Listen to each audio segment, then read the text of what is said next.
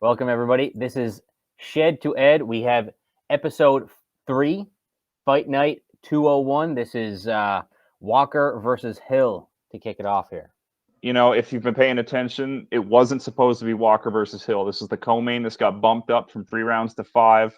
Fiziev did not get his visa in time. I don't know what was going on with that, but he's going to be headlining next month. We can look forward to Fiziev and RDA. Now, last week we had a good week. Should we get down to business? Yeah, we can.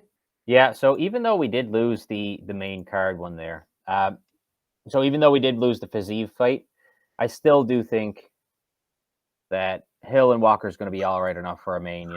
Walker was pretty boring against Santos. Hopefully these guys can bust out the stoppage. You know, we can take a quick look at their last fights. You know, Walker's coming off a loss. He's 4-3 in the UFC, so we've seen him fly high. We've seen him, we've seen the hype train get derailed. Thiago Santos pushed him back over 5 rounds. Before that, he had that round 1 stoppage over Ryan Spann, so he was riding high. And before that, he had a 3-round loss to Nikita Krylov. So he's lost over 3, he's lost over 5, and he's won in 1 round. So if we're going to look for a narrative here, it's that Walker gets it done quick or he doesn't get it done at all. That's interesting because I was expecting it to go backwards. So I expected Hill to get it done quick, or he was going to have to stay at a distance and try and walk Walker down, though, even though he has the big reach advantage. You know, we could see this going either way. Now, let's take a look at Hill's last 3 fights. He coming off that round 1 KO with Jimmy Crute, so they both got a first-round win in their last 3. And before that, he's coming off a first-round loss to Paul Craig. I remember that fight. Jamal got his shoulder pulled out by Craig, I believe. Yeah, it was pretty rotten, to be totally honest with you. There, it was kind of Hill helpless with his arm snapped off, and the ref just wouldn't call it for him. Right, I think it was like a TKO instead of a submission because of that, or some weird thing. And before that is the free fight of the week on YouTube. You can watch him beat up OSP and get that 2nd-round finish. Now we got 3 missed picks from UFC 271. So our picks were pretty good. I got 5 right. You got 6 right. I got 2 wrong. You got the 1 wrong. Now you mispicked the co-main event, right? Tuivasa Lewis. I did, and I'm still kind of feeling it, to be totally honest with you. I really thought that Lewis was going to have it, and he did. He was winning the fight for a round and a half, and then he just 8-1. Like we said, it only takes 1 in heavyweight. 8-1, and then he was just dazed and confused going forward. That's right. Lewis looked like the experienced guy there. You know, he had Tuivasa on the ground. I was thinking, are we going to see ground and pound Lewis emerge? And for a second there, he won the round. He won the first round, I would say. Oh, without a doubt. And, he was on his way to win in the second before he just went to sleep. And that's what happens at 265. And we might see something similar this week at 205. Every main event this year, however, has gone the distance. These guys might break that streak. Let's see it. Now, we did a couple of extra bets on top. So we did the decisions, the KOs, and the submissions. I bet that there would be 7 or more decisions. There were 8, so I picked up that win. You bet there were going to be less than 6 knockouts. You picked that up. There were only 2. And then I mispicked. I said there were going to be 2 or less submissions, and there were 4. Submission-heavy night for all the grappling fans. Yeah, it was great. Got that locked in early. What else are we going to cover? Oh, my 2 mispicks. I mispicked Jared Vandera. He got set back by Arlovsky. Arlovsky's 5-1 in his last 6 now, I believe. Just shutting down all these heavyweight prospects. He knows how to point fight. He's very experienced. He knows how to work the round and how to work the judges and sneak these decisions out. We shouldn't have gone with AJ Dobson because we like the name. We should have gone Malkoun. All the analysts were saying Malkoun. We should have gone Malkoun. I won't say anything more about that mispick. Yeah, but that's okay. Enough about what we missed on, and we have a lot to cover that we hit on. That's true. 3 missed picks, 11, correct picks. We can't get too focused on the negatives here. Yeah, it was a big night for the favorites there, so that meant it was a big night for us. Alex Perez fight was canceled after, so that one was wiped for me. That was first-round pick, right? That was my very first pick, and it was canceled because he missed weight by 2 pounds, was it? His opponent wouldn't take the fight with a purse penalty involved. He said, we're going to cancel the bout entirely. So this week, what do we got on the card? Not a lot of star power, all the star power went out with last week's card. This week, a lot of guys I haven't heard of or I haven't even seen in a while. Not a lot of name recognition. Yeah, it's pretty much just Walker and Hill. And Hill's kind of a new guy himself, to be totally honest there. That's true. Hill is just 3-1 in the UFC, so this will be his 5th fight, and this will be Walker's 8th fight. Right. So did we want to go over any of the other picks from last week? let's take a quick look at this card because I don't think it'll take long. I don't know any of these folks. I haven't watched tape on any of these fighters here. Chad is a Canadian though. No picture is Canadian. Jessica Rose Clark versus Stephanie Egger, however, I am interested in. I even jotted down some stats. We got Jessie Jess, as she's known, is 4-2 in the UFC, so she's established herself at that women's 135-pound division. And then Egger's 1-1 in the UFC, so she's plus 160, definitely a live dog, and I think she's going to see a big test in Jessica Rose Clark. And if she can get through Jessica Rose, that'll be a big win for her cap, a big feather in her cap. Again, none of these prelims are ringing a bell. Pierce, Rodriguez, Batista, Taha. I don't know these guys. Can't pretend to know these guys. Nerd Limb Central right here, isn't it? This is, yeah, if you are big on the tapology, the sure dog, the deeper cuts of the fights, have at it. Buckley, they say you live by the highlight reel, you die by the highlight reel. He had that crazy win over, do you remember the guy's name? Was that the spinning back heel hook? That was the spinning back kick, yeah. Impa Kasanganai. He caught Impa Kasanganai with that second round spinning back kick. Impa caught Joaquin's foot, so he did this spinning back kick thing and knocked him out cold. And then 2 fights later, he was out in the first round due to a head kick. So you live by the highlight reel, you die by the highlight reel. We've got Jim Miller. Sorry? Oh, I was just going to say these kind of highlights and explosive plays, they kind of skew people's judgments a lot of times. You can see these people betting on Joaquin Buckley just because they seen one highlight on YouTube or wherever and just assume he's going to do that every time, but sometimes just gets blown out. It depends on where the money is, like who's betting that week. Other sports can influence the market. You know, if it's big basketball or big football week, there's more people playing the market overall. Or if there's been a drought of sport, you'll see more people rush to bet the fights, and that can skew the money line. And like you said, if someone gets a flashy win, that can bring more money to their side as well. Yeah, a lot of times you see that, and then they get matched up above their head, and head kick round 2. Big time. Sometimes the UFC will even throw someone good in front of somebody to slow down their momentum, as we've seen time and time again. That's true. So we've got Mata and Miller. Miller is the solid veteran. I think he has like 35 plus UFC fights to his name. He's seen it all. He's done it all. And plus 155, definitely a live dog price. Yeah, we'll see if that's worth taking then. First pick overall, Mr. Parker Porter. My boy. Parker Porter came into the UFC against Chris Daukaus. That was a wicked fight. I think Parker realized he had to get his cardio and dialed in after that one. It was a first-round fight, just super intense. And then we've seen a more measured Parker Porter. He knows how to move. He knows how to work the cage. He knows how to hit and hopefully not get hit. And that's what I'm betting on this week in my first pick overall. And then the co-main and the main, we got Kyle Daukaus and Jamie Pickett. Now, I watched Jamie Pickett's Contender Series fight. Just seems like he got a guy less experienced than him, and he just worked it on the ground. He worked it on the feet, and he beat the guy down. Now, you were watching some Kyle Daukaus tape. What did you notice about Kyle? Yeah, so I noticed Kyle was pretty technically sound. He got a good chin on him. I was watching the fight against, was it Brandon Allen? I think it was. Brandon Allen got a good few shots on him, got a solid knee to the chin in the first minute of the fight, and Kyle was feeling for the rest of it, but he was never out. He probably lost 2 of those rounds, the first 2 rounds, but he was still in the fight deep into round 3. He was still trying to sub Brandon Allen deep in the round 3. So I don't think he's going to be out of it by any means. I think he's going to be the better wrestler over Jamie Pickett. I just think he's got a lot more experience than him, and I think he's got a lot more technicality to him. I don't think he's going to let Jamie strike him from afar, and I don't think he's going to let Jamie control him on the ground at all. I think Kyle Daukaus is probably going to take it to decision and win by interesting. Decision. You look at their professional records, and Pickett's 13-6, and Daukaus is only 10-2. But 13-6 isn't like an amazing looking record, and Pickett's got less experience in the octagon.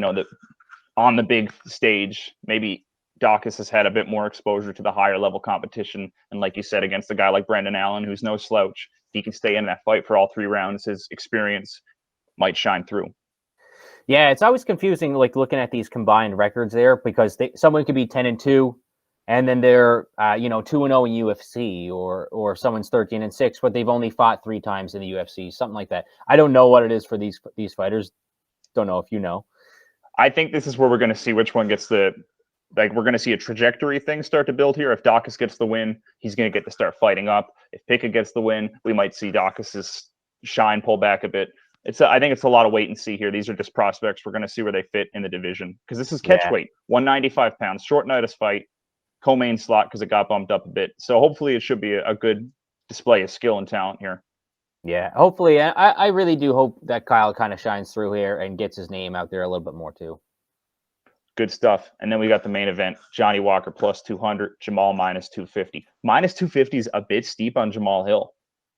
No, he's a new fighter-ish. You know, he's still 30 years old, but he's only got 10 or 11 fights on him now. Johnny Walker's been around for a long time. He's been fighting. And if you look at a guy like Johnny Walker, he's got his defense kind of down there. He's patient. He waits for it. And he'll strike from afar. He'll use his 82-inch reach, which is insane. But I think Jamal Hill's going to have to come in aggressive. Maybe he does, and maybe he's going to get him. But he needs to get the hands working, and he needs to get past all of the leg kicks that Walker's planning on throwing at him. That's a good point. I think this is a proper test for Walker. Thiago Santos is a serious guy in that division, and the fact that he went the 5 rounds with him, it's interesting, showing a new level to Johnny Walker's strategy. You know, we've seen him come in. I think he was joyous when he lost a decision because he managed to last the 3 rounds in one of his recent fights. But I think we're going to start to see, hopefully, an emergence of Walker. If he wins this fight, he'll be 5-3 in the UFC. It's a pretty okay record. You know, he's got some talent blossoming. He could put together a win, maybe get that momentum back because things are a bit shaky for him right now. If people start to get rocked, this could go either way. You know, if these guys start to land, they're going to just turn it up to 11. And I'm sure the promoters are hoping for that. Yeah, honestly, I think it's going to be a pretty good fight. I hope it's going to be a pretty good fight. Walker did say that he's looking to be explosive and unpredictable this time, especially after the last fight against Santos was boring and slow. Jamal Hill is always looking to come out swinging. He is very aggressive, lets in a lot of strikes against him, but lands a lot of strikes. So if they do come out stringing and the fists are flying, I do think Hill will end up taking it. Even though Walker did say that he's going to try and come out and be explosive, I still think he's going to try and be patient and pick his spots. Yeah, you know, promoting the fight, talking large is one thing, but like we saw with Sean Strickland, Sean talks crazy just to get in there and work the jab, fight intelligently and manage the distance and just fight, you know, a high IQ fight. So the talk is one thing. We'll see what happens on Saturday night. Yeah, absolutely. With that, let's take a look at the picks. Now, like I said, Parker Porter was my first overall. Here are the odds for this week. Got some heavier underdogs. We've got a couple of pretty close fights as well. You know, Jim Miller 235, Benitez 220, Razak Alisson 225, Gloria 195. And then I call Johnny Walker this 275 price. I just call him a live dog at that price. You know, it's definitely got some fight in him to only get that 275 price point. Yeah, I look at a lot of these, and if you think a guy is about 50-50 and he's coming in at 275 odds, I mean, that's a bet that you take all day just for the price. Definitely. Maybe not parlay, but you can just bet the one line. Yeah, it's definitely a parlay buster, but, you know, good single bet. And like I said, Parker Porter first. Let's go. Parker Porter. Yeah, and I'll just take the top one here, the biggest favorite on the board, Jonathan Pierce. That's heavy odds. It is, and this is not one that I would take against the bookie, even though it is the first smells tells of the night. So this is a smelly pick. This is a smelly pick, yeah. So Smelly was pretty high on Jonathan Pierce. I think when I was doing up the spreadsheet here, I mixed up the odds for Christian and Jonathan there, and Smelly jumped all over it and didn't understand why he was such a dog, but he just knows that he's going to dominate. Pierce is going to dominate Rodriguez here. So you ran a typo in your betting odds, and he picked up on it because he's high on John Pierce. That's a guy that knows his fighters. So Batista, I think a lot of our bets, we just work our way down the card. Shouts out to Chad for being Canadian. Like to see that, like to track that on the podcast. No eds to be found, though, however. No eds to be found. And like we were talking earlier, you took Kyle Dawkins. You like what you see in Kyle. Yeah, I like what I see. You know, Jamie Pickett's, he's not a bad fighter, but he's picking this fight up at short notice there because Kyle's previous opponent was out. Who was that again? But yeah, I do think Kyle's gonna take this match. Yeah, so this one's gonna go 3 rounds, pretty much on the mat. I expect. Not saying that Kyle's a bad striker or anything like that. He can certainly hold his own, but I think he's gonna get him down, wear him out. Interesting. You see that a lot in a short notice fight. The other guy will try to use his improved training, conditioning to maybe score a wrestling based decision. We saw it when Paul Felder got taken with RDA. RDA just worked the wrestling for 5 rounds. Yeah. So you were watching Jamie Pickett there in Contender Series, and you said that he was wrestling there. Yeah, he did a little bit of wrestling, and then his opponent had no gas left in the tank. So maybe we'll see the opposite happen. Maybe we'll see Jamie get that gas tank burned out by Dawkins. Yeah, that's possible too, and maybe we'll see a good test for what Jamie can do on the ground. It's definitely a fight to look forward to. It's in that co-main slot. I took Chaz Skelly. I took a look at these guys' records, and I think Skelly justifies the 145 price point. And I wasn't too certain about Jamal Hill or Chad, so I skipped to those. And I'm basically going to work my way down the odds, taking the favorites for the rest of this draft. And I think you did similar. I pretty much did similar. I didn't know a lot of these guys, besides the main and co-main. A lot of these guys weren't ringing bells for me. So I was just kind of working my way down the odds too, taking people that had consensus picks on them, or taking people that were advised, or basically just taking the next biggest favorite. That being said, I did take the 136 Chad, the Canadian Chad here. And Yes. So Canadians so far are about 4-1 since we started in the past 3 episodes, in episodes 0, 1, 2. So 4-1 for Canadians, and Chad with a heavy favorite, I think, is just going to keep the streak going. Sounds good. I took Jessica Rose Clark, 4-2. I like to see that. She's got the experience. She's got the wins. Egger, untested, 6-2. Not a lot of experience. Don't like to see that too much. And the money doesn't lie. The implied probability is that Jessica Rose takes it. Yeah, that's true. So when I was talking to Smelly about that fight there, he was saying that Stephanie Egger basically has no takedown defense, and if she gets down, she's not going to get back up. So look for Jessica Rose Clark to try and just work her out on the mat there. This could be a wrestling heavy card. Yeah. So, in my conversation there, he did mention Nicholas Mata was going to take it over Jim Miller too. So Jim Miller, we know he's a vet, but Nicholas Mata's got that young energy. He's going to bring it and win this week. I watched one of Jim's recent losses, and I am a bit hesitant to take Jim, and he can get worn out if the guy's younger, better conditioned, just a equal skill match. The man is well worn. Being a veteran can only get you so far when the age starts to creep away from you. When the guys have that 10, 12-year age advantage, I'm going to double check the age advantage of the age gap in this fight. But when there's a big age difference at play, that can make a difference. Yeah, so there's a 9-year age gap there. So Jim Miller's coming in 38 years old. Nicholas Mata, 29. So look for him to just wear him out there. Now, that's still within half plus 7, so we are safe. We are safe. After that, I took David Onama over Benitez, and you took Buckley over Alassane. Yeah, I still did take Buckley, the highlight reel. He's got skills. He wins fights. That's all it can take sometimes. That's it. And then Belbita over to Paula. I did a little reading, checked out some analysts, and they seem to be leaning Belbita this week. And that leaves you with the main event. And yeah, so the main event, even though Hill's in at 143, it's not really a price point that either of us like against Johnny Walker. And both of us were kind of leaving it intentionally just because we weren't so sure about the results of the event. So I'm just going to go with the more experienced guy here, and I'm just going to take Johnny Walker. He's got the bigger reach. I think he's going to wait him out and try and force Jamal to make a mistake or get in too close in his range and get him. If Johnny Walker is saying that he's looking to be more explosive or more unpredictable, maybe he's going to hit him with something crazy. Maybe he's going to hit him with a spinning elbow or a spinning kick, or just look for anything different and weird that maybe Jamal Hill hasn't seen yet in his short career. That's a good point. He's done it before. He can do it again. We aren't just, speaking from wishes and dreams here. We've seen Johnny Walker end fights within that first 60 seconds. Yeah, that's true. One thing that I did notice about it, not a lot of work on the ground for either one of them. It looks like Johnny Walker only averages about a quarter of a takedown per 3 rounds. Yeah, I don't think Johnny's going to go for the takedown. That is a long guy. His ability to hold somebody down, I don't think it's compatible with his body type, frankly. And that reach No, advantage, you're giving all that up when you go to the ground. that's true too. Yeah.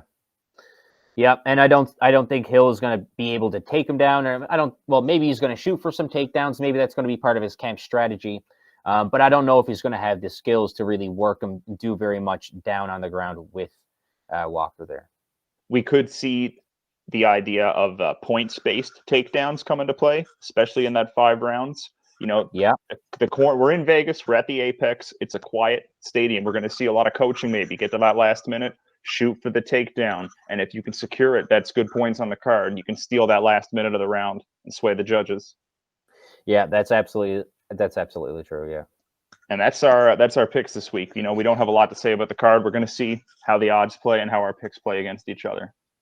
Yep, looking pretty good there. Looking to stack another good week on top of last week, where we only missed, say, 3 outcomes between us out of 14 fights. So we're looking to hit a lot of our 12 picks this week.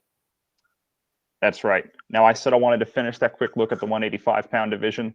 I'm going to do it. The rankings have been updated. Adesanya took the decision win. Jared Cannonier took the stoppage win. Jared's going to get that next title shot. That's going to be a good fight. I'm pretty excited for that. I was pretty excited when Izzy even called it out. After his own fight, they said, who do you want next? If you watch Jared Cannonier's fight last week, you know that he deserves a shot at the title there, and that's going to be a sick fight.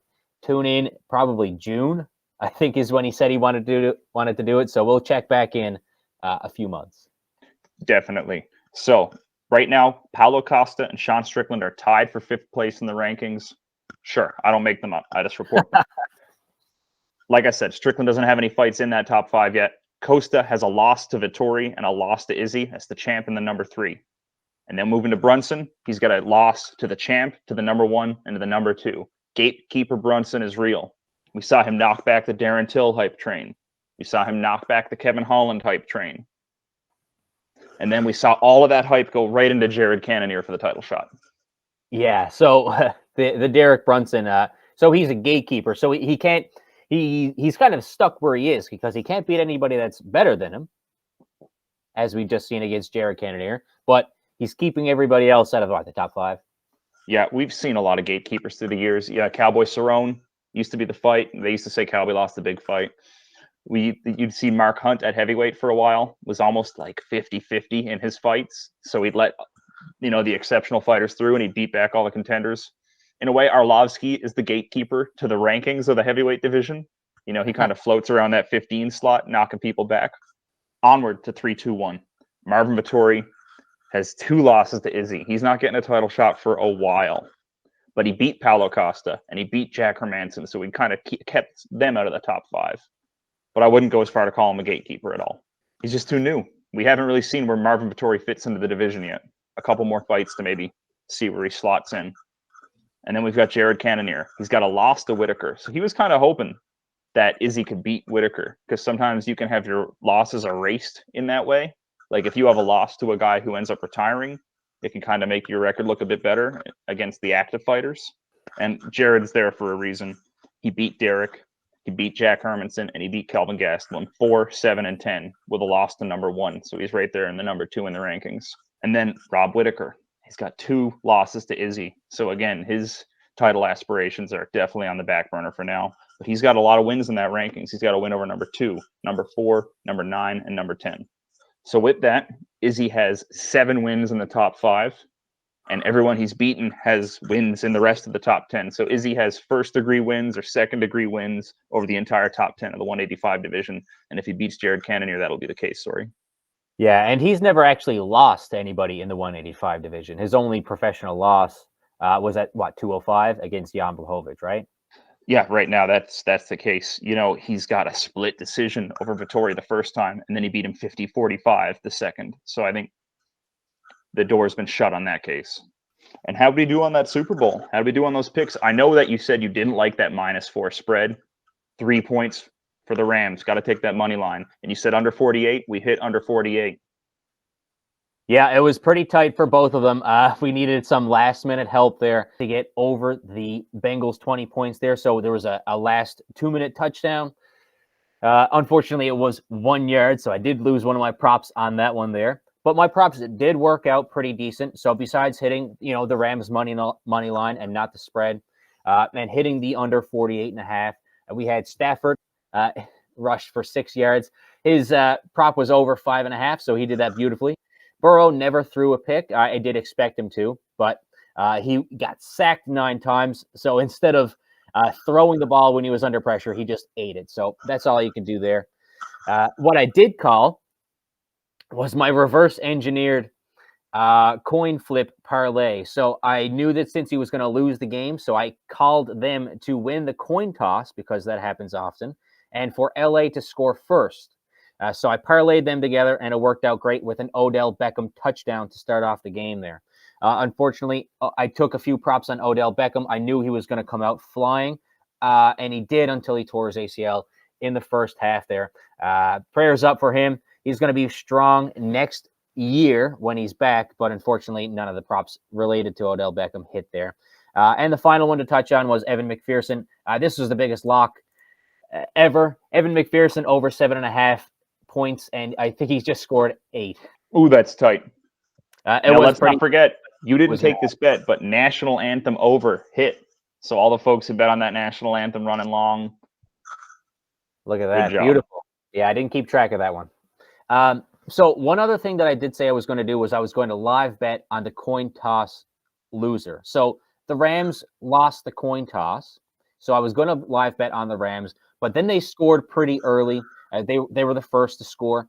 I waited until late in the third quarter to actually live bet the Rams. What I actually got was a Rams plus 6.5, and they ended up winning by 3. So that was a very easy bet on the live bet there. Nice one. You got Rams plus 6. You got them as a dog. I got them Rams plus 6.5 while they were losing by 6. Nice.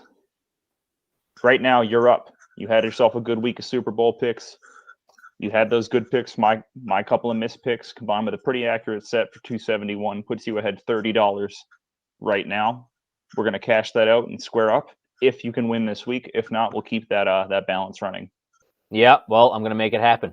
I'm not a huge fan of my draft, to be totally honest with you there, but I think it's just because I don't know a lot of the people. I think a lot of the guys that I've been reading about and a lot of the guys that Smelly is high on, they're going to come out and prove why I'm ahead, really. Yeah, if you start taking a look at guys' records pre-UFC, you kind of have to do a little deep dive and look at the records of their opponents. So a guy can be 8-1, but his opponents can be 15-30. Yeah, exactly. It was funny enough, just to sidetrack there for a second, Denver Broncos in the NFL, they started off about 3-0 or 4-0 or something like that last year, but they beat the 3 worst teams in the league. And then they ended up going on this massive losing streak. So you had to look deeper into who the wins are against as opposed to just if they're wins or losses. And that's what we do here. You want to do betting analysis, right? You don't want to just say the highest ranked guy beats the lowest ranked guy or the betting favorite wins every fight. There's levels to this. Yeah, so if Johnny Walker is pleased going 3 rounds and taking a fight to decision, and that shows growth as a fighter, this just means that he's ready to take his fight to the next level there against his next opponent, and then we'll see a big showing from him the next time. So I think he took a long fight against Santos to decision, 5 rounds there, and I think he's going to take that experience into the octagon against Jamal Hill and get that W that way. You know, the optimist likes to say you either win or you learn. Hopefully he's learned a lot in his last couple of fights, win or lose, and we're going to see that experience shine through. Tune into the fights on Saturday. Tune in next week for Shed to Ed, and maybe we'll get that name flipped back to Ed to Shed. But for now, it's Shed to Ed. We had ourselves a quick draft, pretty straightforward. We're going to see how this straightforward strategy plays out when there's not a lot of emotion behind the fighters. Sometimes you can think more clearly, pick the fights you want to pick. I hope that's the case for me, at least.